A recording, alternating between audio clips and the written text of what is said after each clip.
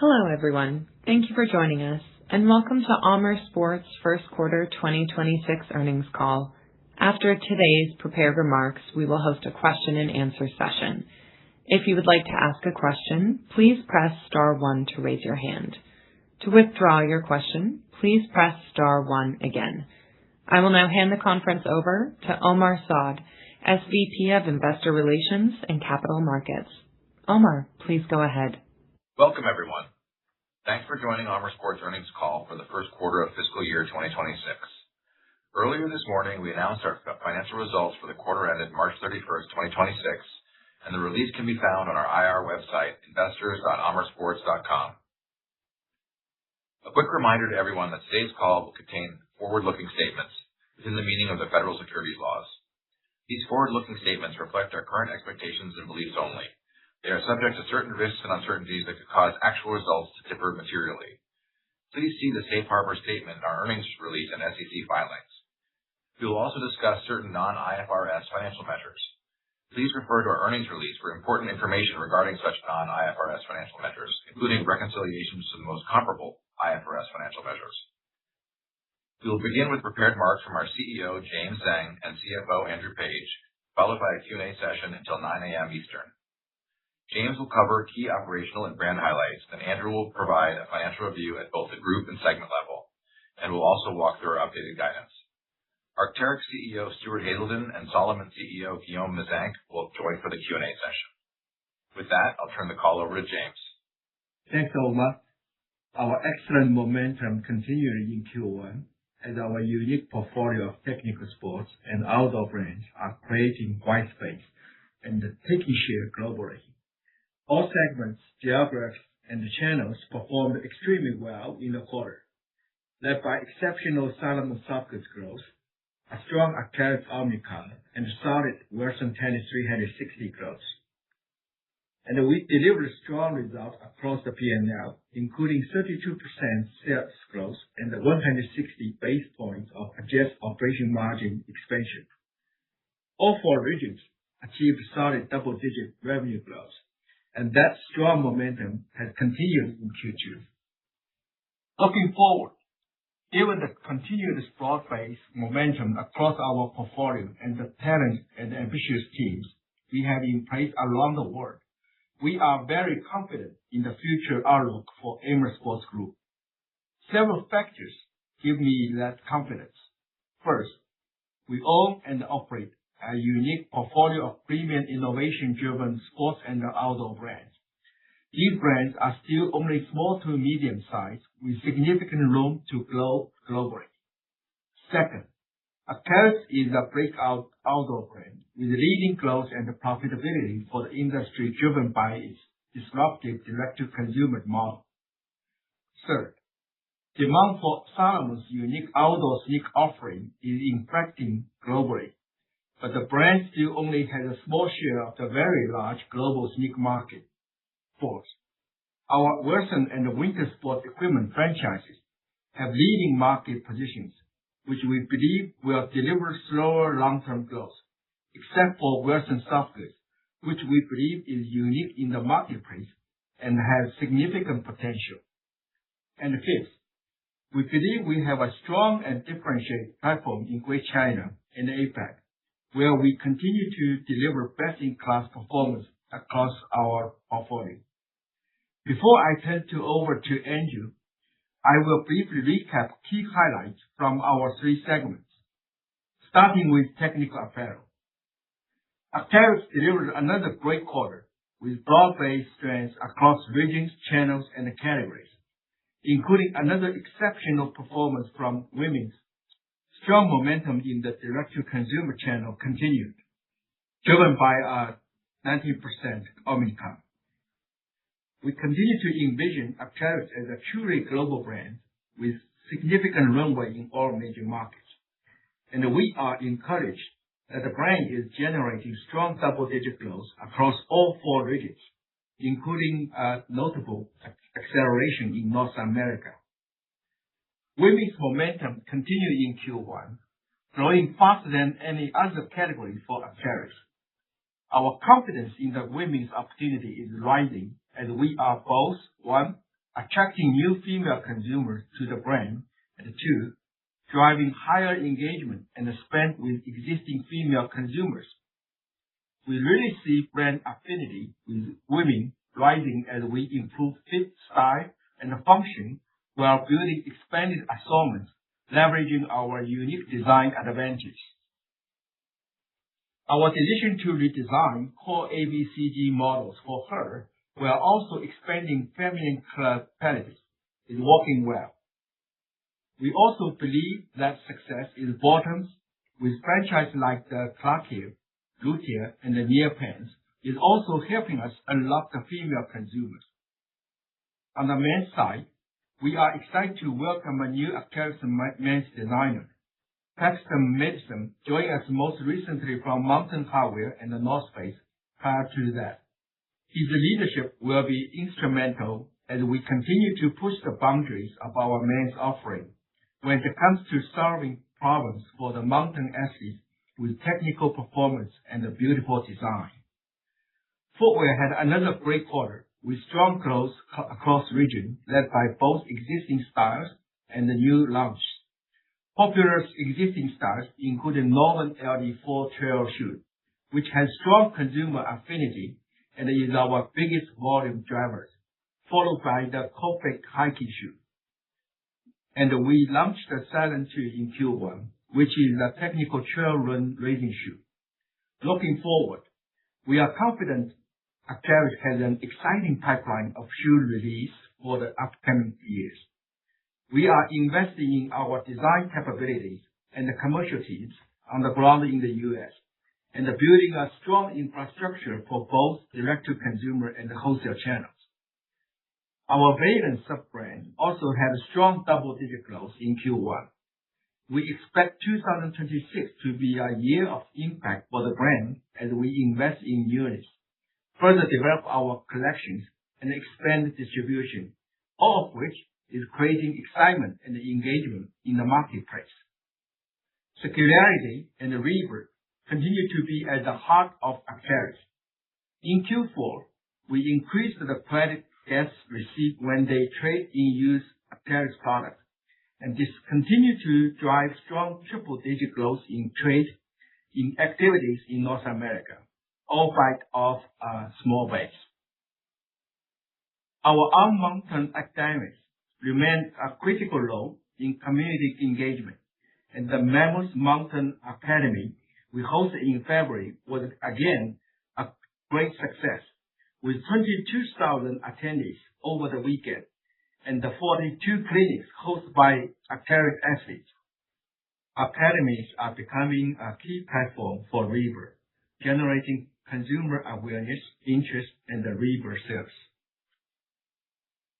Peak Performance, our other technical apparel brand, delivered solid growth in Q1. After the brand returned to growth in 2025, the turnaround remains on track so far in 2026, with sales increase across key channels and regions. The brand also continued to improve profitability driven by our concentrated efforts to reduce promotionals and increase full price selling, especially in the Nordic market. Moving to the outdoor performance segment, which was led by another outstanding quarter from Salomon soft goods.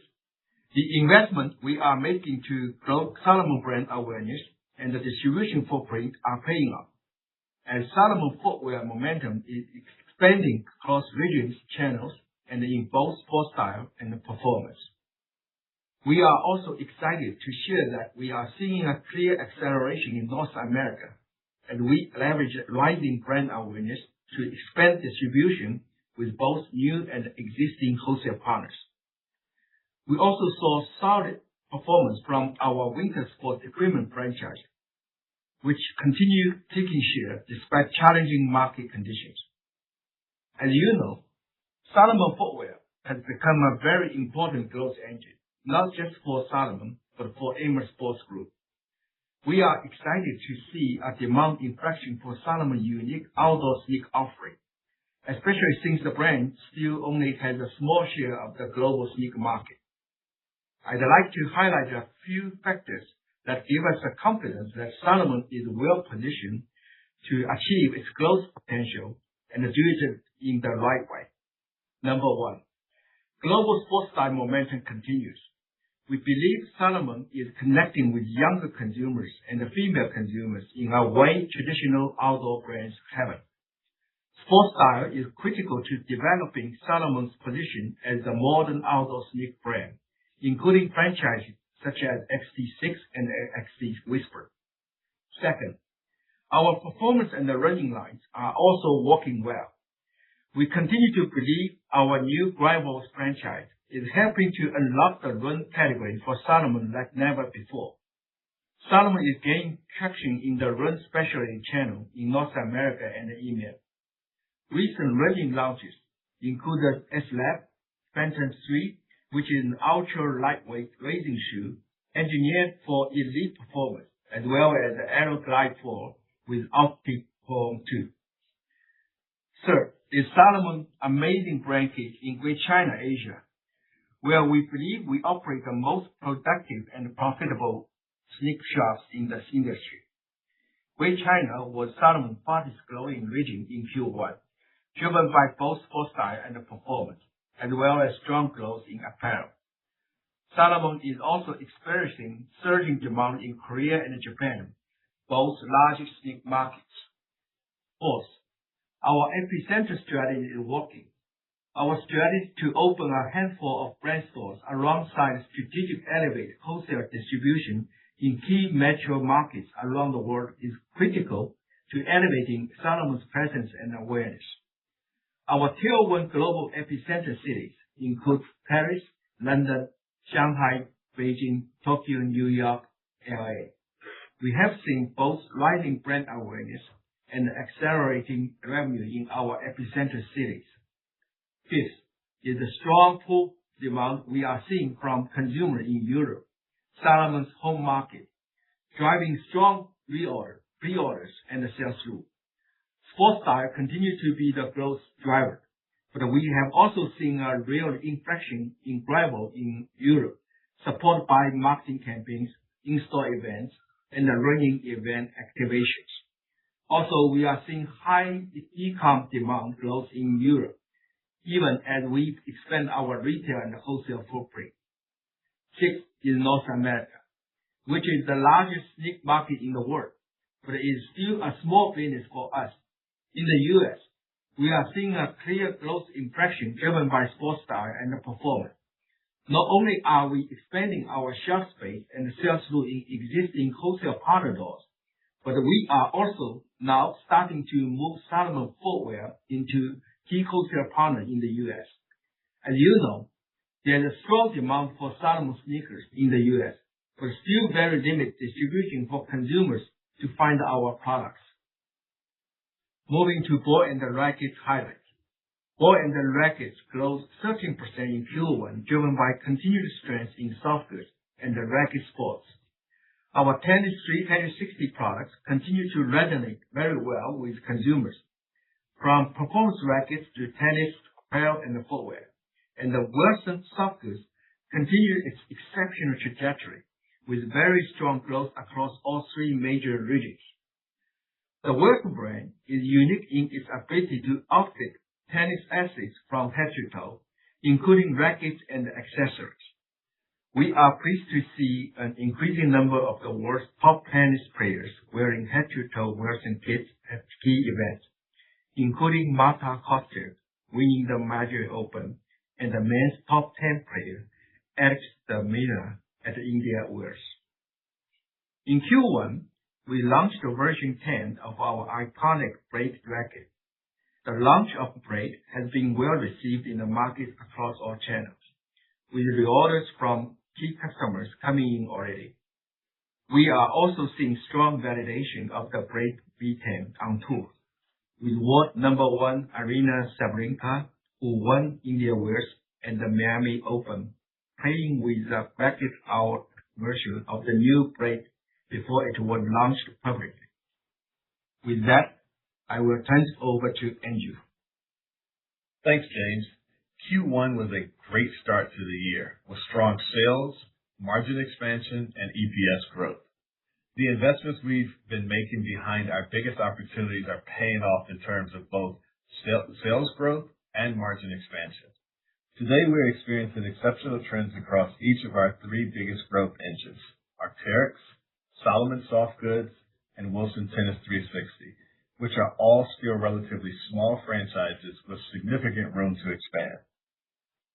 Turning to our Q1 results. Amer Sports grew sales 32% in Q1 on a reported basis, or 26% ex-currency. The strong group sales performance was led by outdoor performance and technical apparel. Ball and racket also had impressive double-digit sales growth. By channel, the group continues to be driven by D2C, which grew 45%, led by Salomon and Arc'teryx. At the group level, D2C represented approximately 50% of revenue in Q1. Wholesale grew 21%, led by Salomon. Growth was also very strong across all geographies. Regional growth was led by Asia Pacific, which increased 53%, and China, which grew 45%. Amer accelerated to 27%, and the Americas grew 18% in Q1. As it relates to our Amer region, I wanted to touch on the Middle East conflict, which thus far has had relatively low impact on our business. The region represents less than 1% of our global sales, and the impact on both consumer demand as well as our supply chain and logistics operation has been immaterial thus far. We recently renegotiated our annual shipping contracts, and this has also been incorporated in our latest guidance. That said, we continue to closely monitor this rapidly evolving situation, which could create some logistical and cost headwinds should the price of oil remain elevated longer term. Turning to profitability, adjusted gross margin increased 200 basis points to 60% in Q1, primarily driven by favorable channel, geographic, product, and brand mix. Adjusted SG&A expenses as a percentage of revenue increased 60 basis points and represented 43.2% of revenue in Q1. This is a better SG&A rate than what was implied in our previous guidance, as we were able to leverage the higher sales growth against fixed costs. SG&A leverage in both technical apparel and outdoor performance was offset by deleverage in ball and racket due to ongoing investments in Wilson Tennis 360 and higher corporate expenses. Led by strong gross margin expansion, we generated a 160 basis point increase in our adjusted operating margin from 15.8% last year to 17.4% in Q1. Corporate expenses was $52 million, up from $27 million in Q1 of last year, mostly related to higher IT, personnel, and deferred compensation expenses. D&A was $103 million, which includes $50 million of ROU depreciation.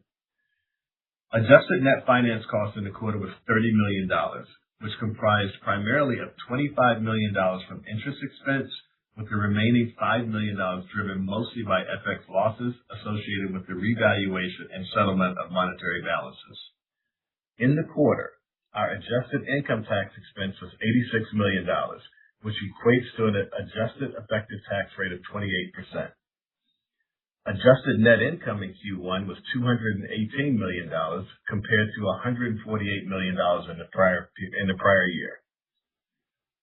Adjusted diluted earnings per share was 38 cents compared to adjusted diluted earnings per share of 27 cents last year.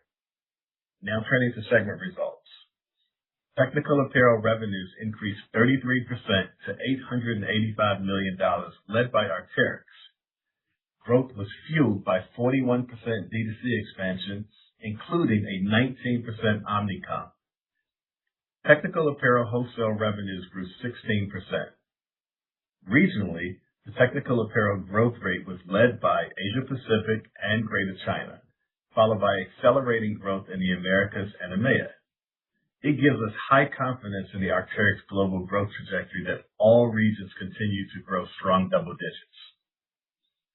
Stores continue to be central to Arc'teryx's growth aspirations, and we plan to open 30 to 35 net new Arc'teryx stores in 2026 across all markets.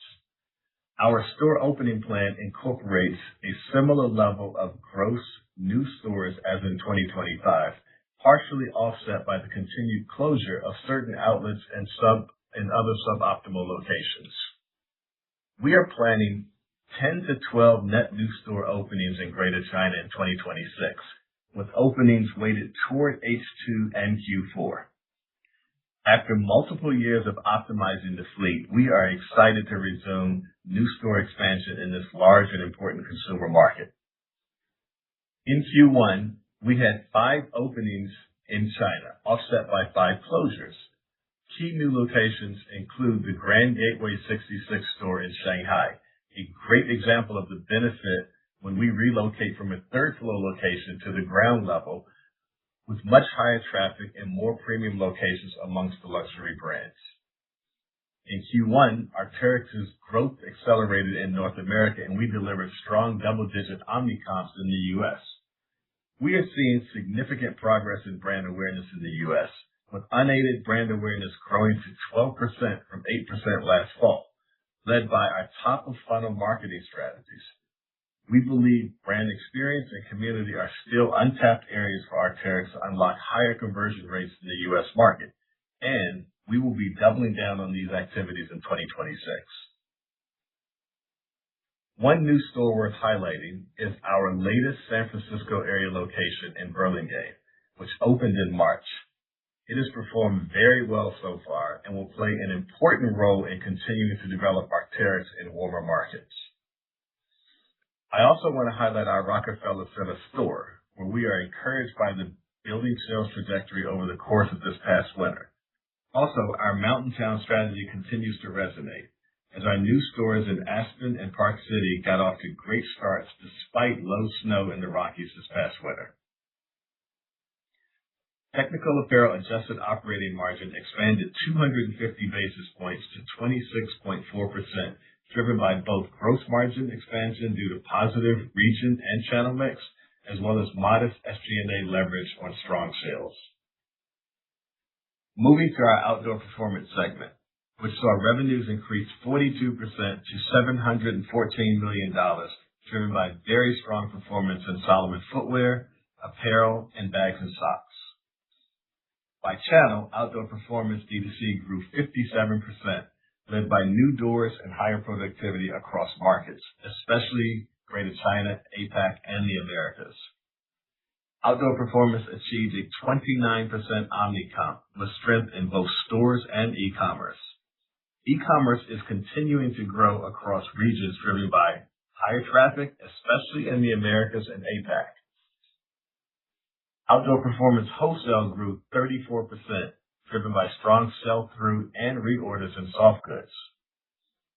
Regionally, the Outdoor Performance growth rate accelerated across all geographies, led by Greater China and APAC, followed by the Americas and EMEA.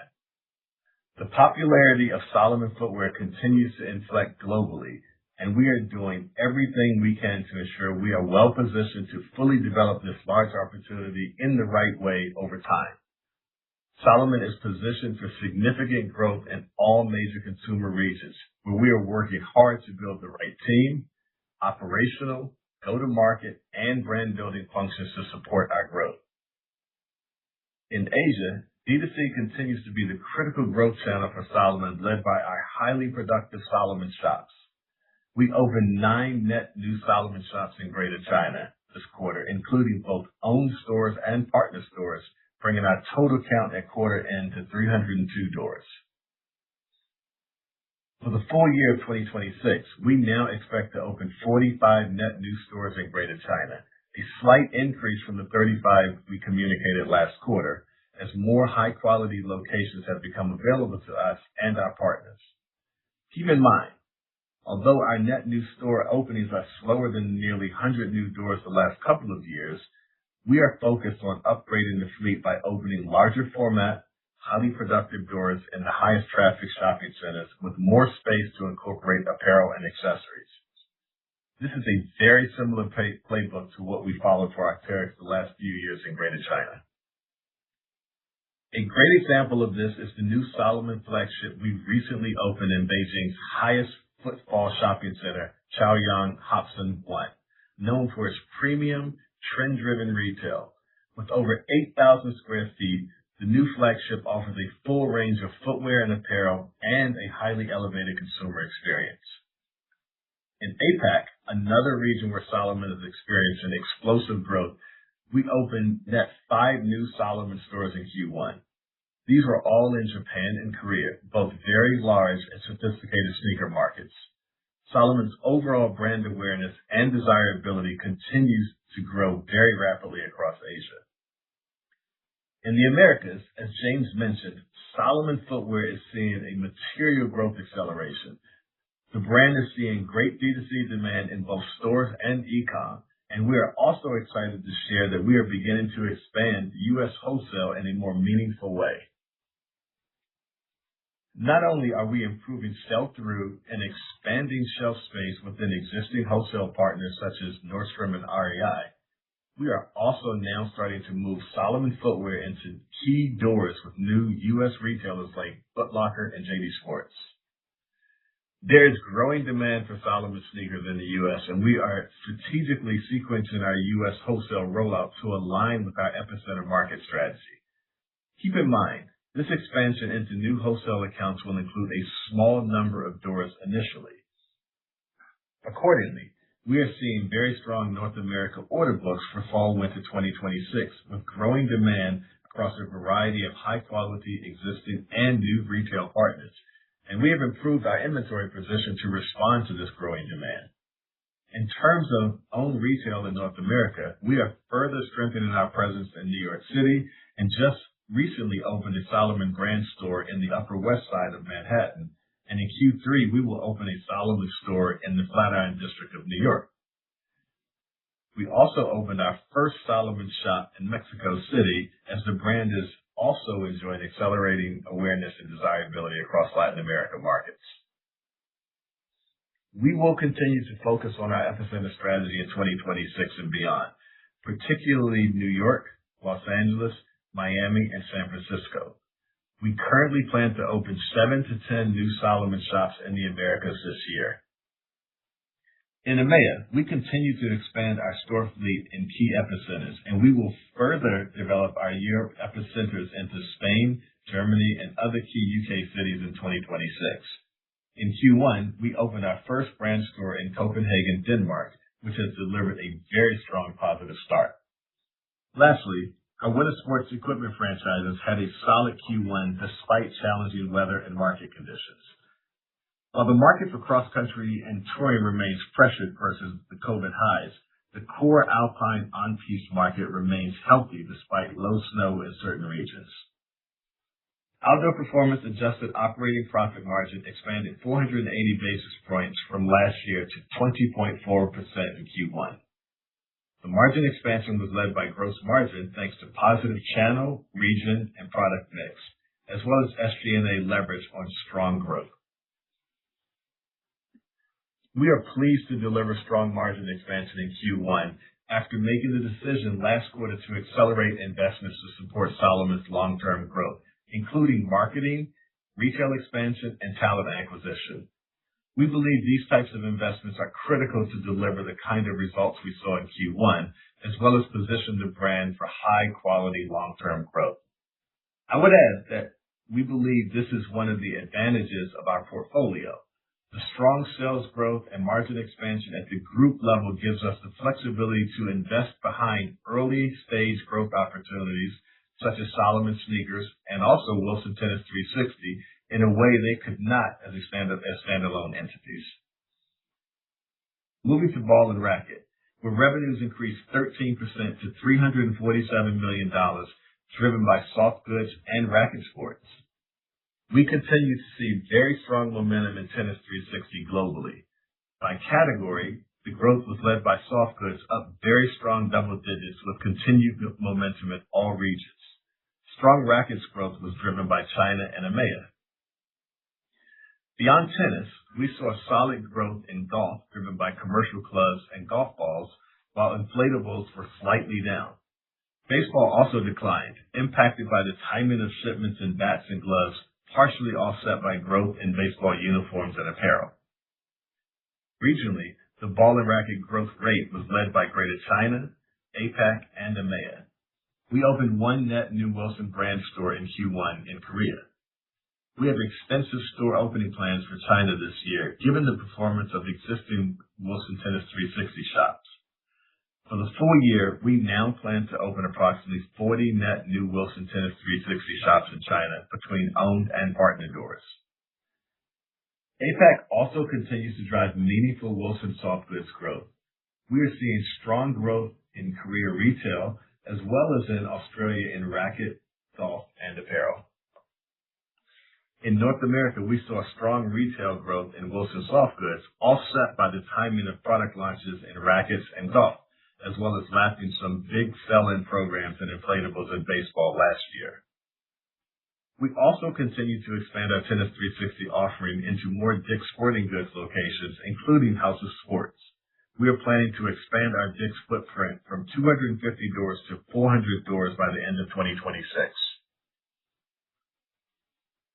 Ball and racket segment adjusted operating profit margin decreased 370 basis points to 3.6% as positive product, channel, and region mix was more than offset by higher SG&A as we made the decision to make key investments to support Wilson soft goods growth, including signing new Tennis 360 athletes. Higher gross tariff and freight costs also negatively impacted margin year over year. Turning to the group balance sheet, we ended the quarter with $539 million of net cash and exited the quarter with inventories up 33% year over year, slightly higher than our 32% sales growth. We are very comfortable with the level and quality of our inventory. This higher inventory growth is primarily related to the same factors we previously disclosed. Number one, earlier receipt of seasonal Arc'teryx merchandise to prepare for the better in-stock positions. 2, higher Arc'teryx goods in transit resulting from the greater use of ocean freight versus air freight. 3, FX translations from the weaker U.S. dollar. And 4, the addition of the Arc'teryx Korea inventory following the recent acquisition. We expect inventory growth rates to normalize in the second half of 2026 when we start to cycle our improved in-stock positions and the higher use of ocean freight. Driven by strong profit growth and disciplined working capital management, we generated $172 million of operating cash flow in the first quarter compared to $164 million last year. And for the full year of 2026, we expect to generate solid operating cash flow growth versus 2025 levels. Now moving to guidance.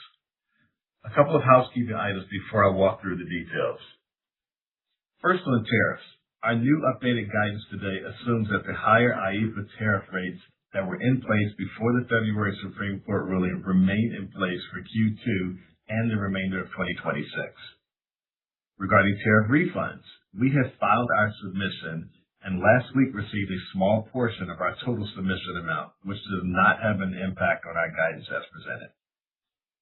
Second, as we mentioned last quarter, beginning in Q1, we discontinued allocating certain corporate expenses to our reportable segments that are not directly attributable to the operating performance of the segments. There is no impact to the overall group adjusted operating profit margin.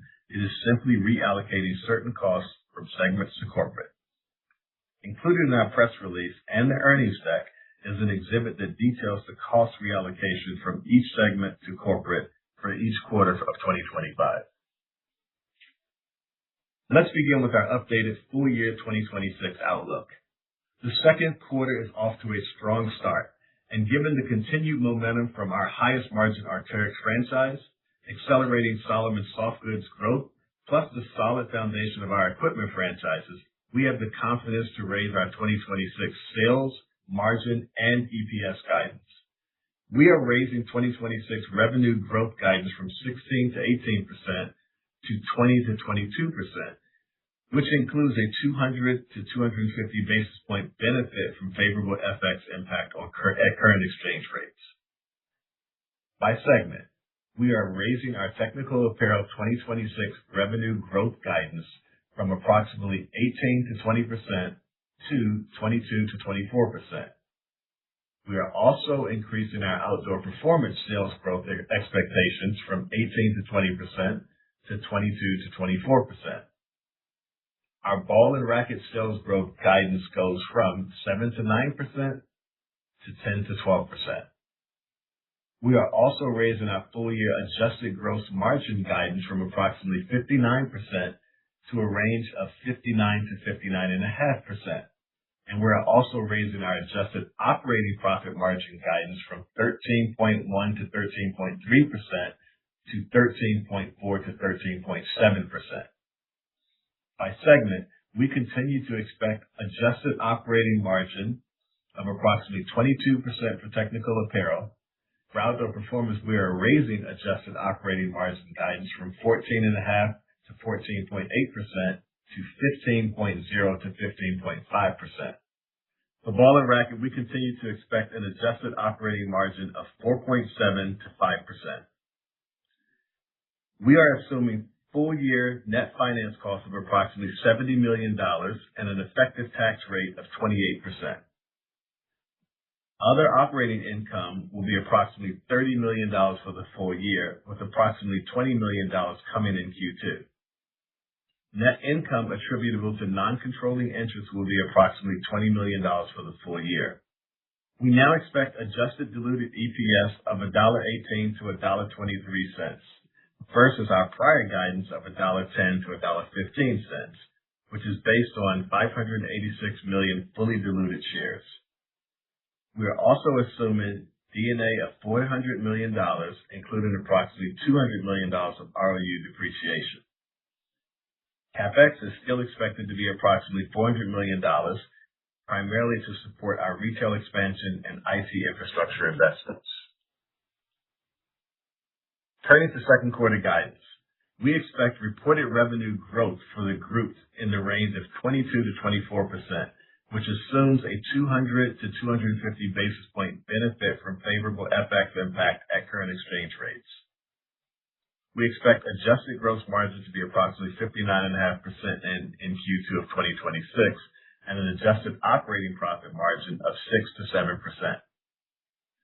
Other operating income for the quarter will be approximately $20 million. Net finance costs will be approximately $15 million, and our effective tax rate will be approximately 28%. We expect adjusted diluted EPS of 8 to 10 cents per share in Q2. Lastly, I would note that should strong trends continue and better than anticipated demand materialize, we believe we are well positioned to deliver financial performance ahead of our expectations. With that, I'll turn it back to the operator for questions. Thank you. We will now begin the question and answer session. Please limit yourself to one question and one follow-up. If you would like to ask a question, please press star 1 to raise your hand. To withdraw your question, please press star 1 again. We ask that you pick up your handset when asking a question to allow for optimum sound quality. If you are muted locally, please remember to unmute your device. Please stand by while we compile the Q&A roster. Your first question comes from the line of Michael Binetti from Evercore. Michael, we are just opening your line. It is now open. A great quarter, and thanks for all the details today. So just on the guidance, the second quarter revenue guidance signal is really good here. I think 20 to 22% is the biggest forward quarter growth rate you've given us since the IPO. Obviously, we're all staring at a difficult macro right now, so maybe just double click a little bit on what's driving your confidence. I know you said current trends are continuing, but maybe just double clicking on that a little bit. And then I guess on thinking about the product and the roadmap for Salomon, maybe you could just help us think about the roadmap for distribution there as you look at the running specialty channel in the U.S. and how we should think about, some of the channel's willingness to adopt some of the key initiatives like Salomon, the gravel and road products that you guys have coming out, anchoring the brand on the performance side. Hey, Michael, this is Andrew Page. It's a pleasure. Thanks for the question. Obviously, one of the things that you definitely want to keep in mind is that, we believe that given current rates, the second quarter is going to have about a 200, 250 basis point tailwind on revenue. The other thing is that, obviously it's May 18th, May 19th, and so we are meaningfully through the second quarter. We're excited about the trends we see so far, and that's given us confidence to continue to believe in the momentum that we had exiting Q1. Again, remember, we have a differentiated set of products and portfolio. Our products continue to have premium innovation, a lot of technical elegance to them, performance, visible technology, and functionality, and they're highly differentiated. So when you think about even the macro, as consumers continue to prioritize their health, the outdoor environment is accessible, and we have products that provide that with such quality, it provides them a high return on their investment. So, and I take the second question, Guillaume Mézenc. Good morning, everybody. So, of course, today the current momentum we see is on the sports style segment, but we heavily invest in running and gravel running. So it's really one of the key area where we will have a continuous pipeline of product innovation. Today in US, we are more than a third of the specialty distribution in the market. Once again, our playbook is very cautious, saying, okay, door by door, partnership, making sure that they get the full support from people training about Salomon, organizing events, and make sure that we are driving sales through. And the first signal of 26 looking very strong for us. Of course, small scale, but very high level of confidence in this environment. Thanks, guys. Thank you for your question. Your next question comes from the line of Matthew Boss from JP Morgan. Matthew, your line is now open. Thanks, and congrats on a great quarter. So, two-part question. James, first, could you elaborate on the strong momentum which you cited has continued into the second quarter? Have you seen any moderation in any global region tied to this geopolitical backdrop? And if you could touch on real-time trends that you're seeing in China. And then, Stuart, at Arc'teryx, could you break down drivers of the omni-comp acceleration in the first quarter, or any signs of softening at all that you've seen so far in the second quarter relative to that 19% in 1Q? Hey, Matt. Thank you for your question. Okay, first of all, I would say from the global platform, we are in the middle of the Q2, and we continue to see strong momentum across the global regions, across board for all our three brands. And the momentum still carry on coming from the outstanding Q1 results. So I think the management has a very good level of confidence to deliver whatever guidance we give to you guys in Q2. I think it's a great momentum for the group. Okay, so far. And the China still on track. Okay, so I think Q1 we benefited a lot from CNY. And because the CNY date is pretty late this quarter, which give a good opportunity for our business to extend the kind of hot seasons in Q1. In Q2, we continue to see strong momentums, especially past Labor Days on May 1st and a long weekend. We also see a good momentum for our brand. So I think it's so far we especially in our segment, I still a bit bullish on the overall development for our business in China market. Great. And Matt, hey, it's Stuart Hazelden to respond to your question on the Arc'teryx omni comps. The trends that we saw in the first quarter, I would just say, sort of very directly, we continue to see those trends extend into the second quarter. We're really excited for what we're seeing across all our regions, and that's reflected in the guidance that Andrew shared with you. In terms of the drivers, I would say, we saw really healthy traffic-driven comps in the first quarter and now extending into the second quarter. And would attribute that to just the ongoing brand awareness efforts, the top of funnel, and just the community engagement that we have across all our regions really paying off. And I think James and Andrew mentioned some of the brand awareness improvements we saw early this year that continue. The conversion trends are also quite healthy and positive. And I think that reflects the strength of the product offerings and the assortments that our guests are finding as they shop our websites and our stores. And we're also seeing really strong guest acquisition. Our guest file is growing at a healthy pace, strong acquisition and retention, also really healthy and growing average spend per guest. So the guest metrics look quite good.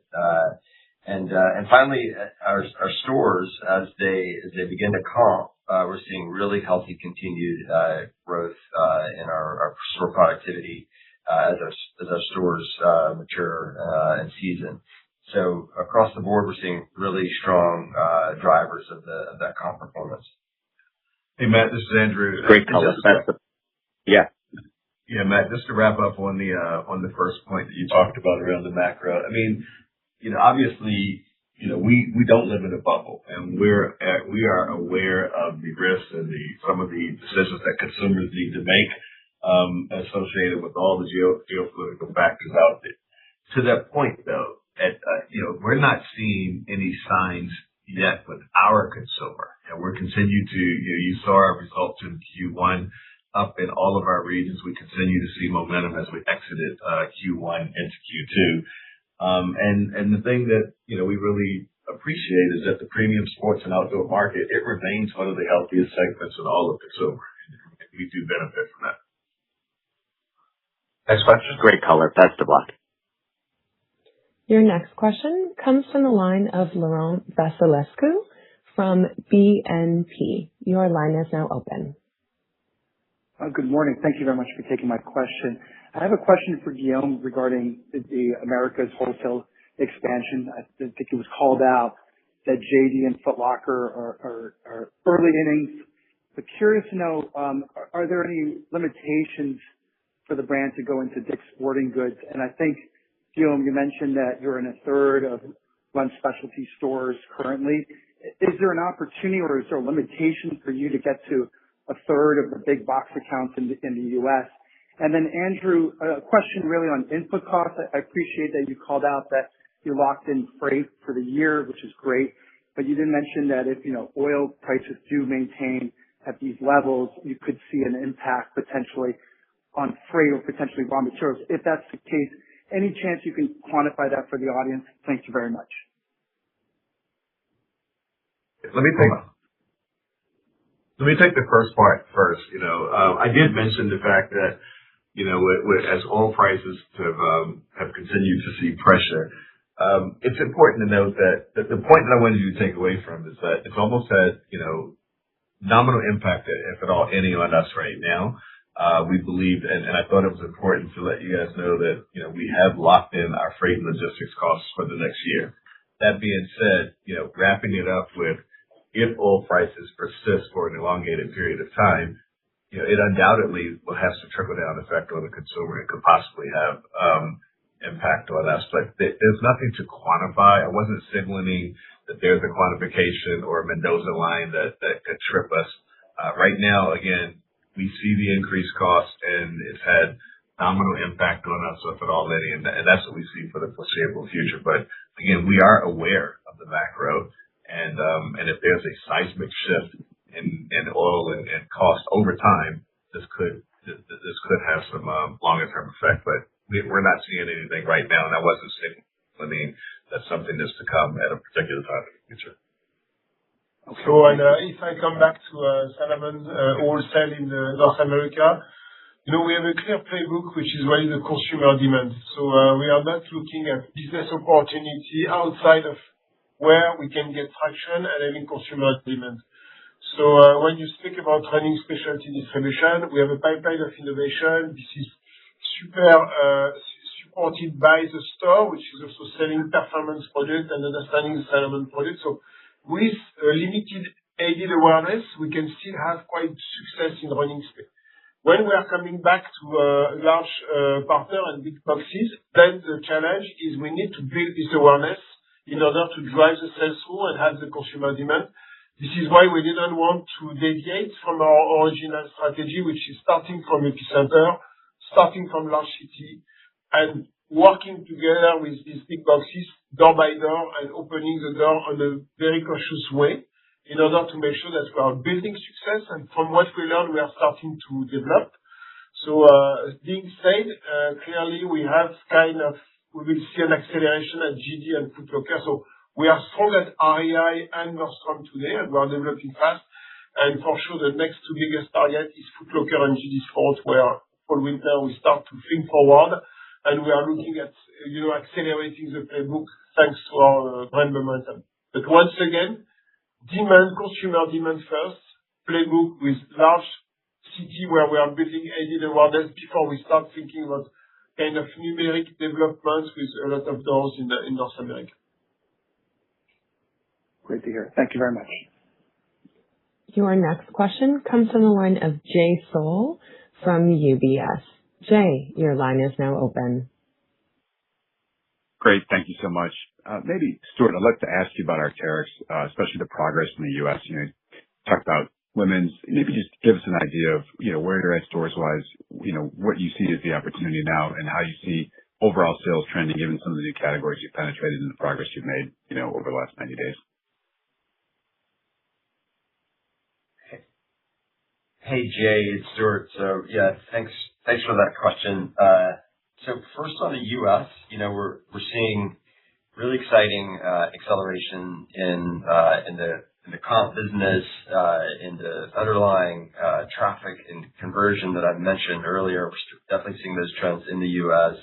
And that's been a continuation of what we saw for 2025. So we really saw this begin last year, and it's exciting to see it continue. The brand awareness drivers, we believe, are an important part of this. The brand's still relatively unknown in the U.S., and it's important to see those numbers begin to improve. And we believe that's the unlock as we continue to build into key epicenters like New York, Los Angeles, San Francisco. So the trends there are in pursuit of the potential that we see. During the IPO, we had shared we saw the potential in North America to reach 200 stores. We still see that potential. We're still not even halfway.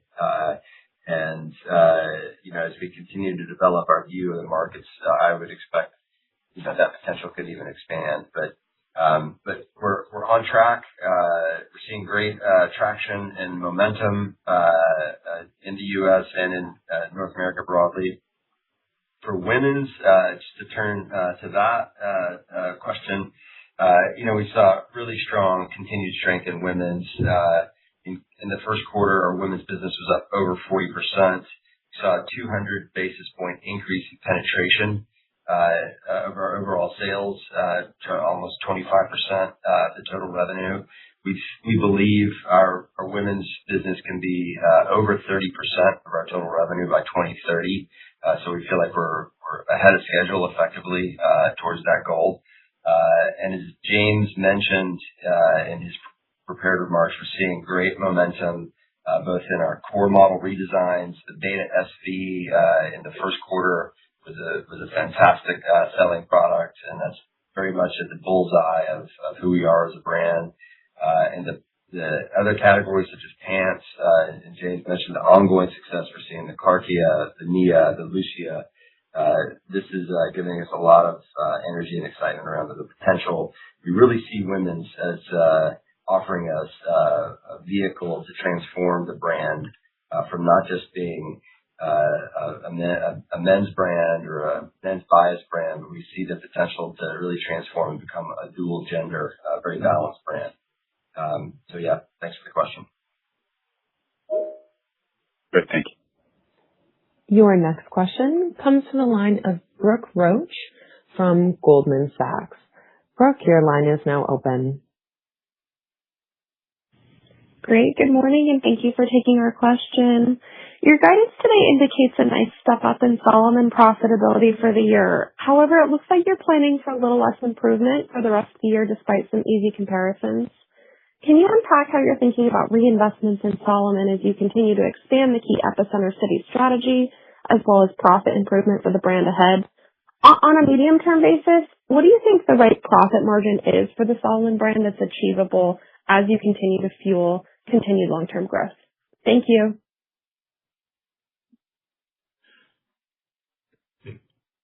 Thanks, Brooke. This is Andrew. Yeah, on the sales, we were very methodical in selecting, where and how we expand the Solomon footwear, especially our sports style offerings. Also, there's some sourcing constraints when you try to, we grew 42% in the first quarter. So there are obviously some sourcing constraints, and you can't plan a business growing at that kind of rate for the rest of the year. So we believe that the guidance is responsible, it's prudent, and on the margin, we're leaving room for brand building and investments in our global sports style campaigns, our travel campaigns, our local activations. We're making key infrastructure investments in technology and people. We have an exciting pipeline of influencers and event partnerships that you'll hear more about later in the year. And we have, more brand store openings globally and especially in Asia. And so we believe that with all of those qualitative points I just added, on top of 42% growth in Q1, we believe that the guidance is prudent, and it reflects the investments that we want to make, and it also it reflects some of the increased demand against some of the supply constraints that we would have to service that demand. It's a really good problem to have. Great. Thanks so much. Your next question comes from the line of Lorraine Hutchinson from Bank of America. Lorraine, your line is now open. Thank you. Good morning. Speaking with Solomon, can you discuss the momentum of sports style versus performance and how you're working to ensure that mix doesn't become too skewed toward one versus the other? Yeah. Thanks for the question. It's, of course, when you look at the current success of Solomon in sports style, when this category was not existing like 5-6 years ago, of course, this is a legitimate question. One thing we have to keep in mind on this model. The first one is why people are choosing Solomon sports style is because we are a core authentic brand. We are a good expression of modern mountain sport design. And why we are doing so is because we are leading in winter sports, we are leading in outdoor footwear, we're leading in trail running, in core sports elements. And this is one of the reasons of belief of people moving to sports style. This is one point. The second one is, and you hear about that, is today we are investing a lot in road running and gravel running, which is our key story for road running. And this is about how we can mitigate and having a right balance between the performance development and sports style.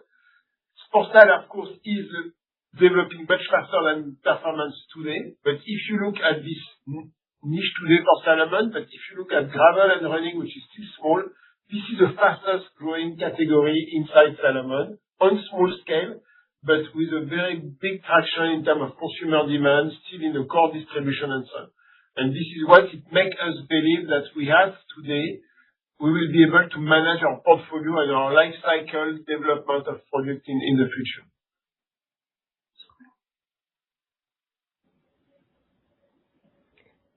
Thank you for your question.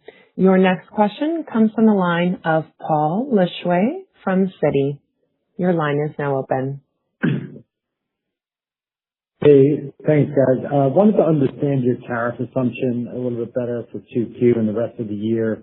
Just curious how you're treating the inventory that you already brought in at the 10% rate, if you were attaching actually a higher tariff rate to that product, or do you assume it just doesn't flow through in the second quarter?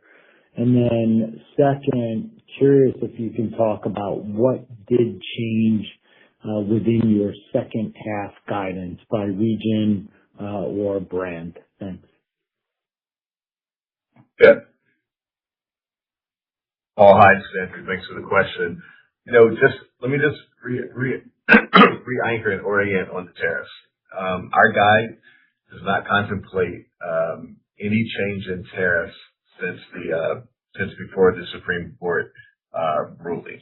Now, that being said, obviously the tariffs have come down a bit, and to the extent that the tariffs come down, that lower tariff rate runs through our gross margin, right? But the delta is rather minimal. Remember, we have a small exposure to the U.S. Consumer. We believe that delta between the IEEPA rates and the current Section 122 rates on our small U.S. base is relatively, it's relatively small. It's not a big differential from a gross margin perspective, but it does run through our operations. To the extent that we have applied for refunds, and to the extent that we get refunds, we got a small amount late last week. It was inconsequential as it relates to our guidance. It would not have impacted what we did about guidance, and that is the only visibility that we have to future tariff refunds. We've not booked a receivable for future tariff refunds. We've not booked an upside contingent gain because we just don't have enough visibility to understand the realizability of those refunds. So I hope that's helpful. And to the extent that we get them, we will deal with any realization as it comes in. Thank you for your question. Tax changes? Oh, pardon me, please go ahead. With regard to the 2H guide, we're not necessarily going to get into that level of detail. I believe that the second quarter guide, the call up by operational segment, and the full year guide was very robust and very detailed with regard to what we're seeing. The biggest driver is the visibility that we had into the first quarter and the visibility that we've had exiting the first quarter up to right now. That's the biggest change in our full year guide. We have now reached the end of the Q&A session. I would like to turn the call back to management for closing remarks. Please go ahead.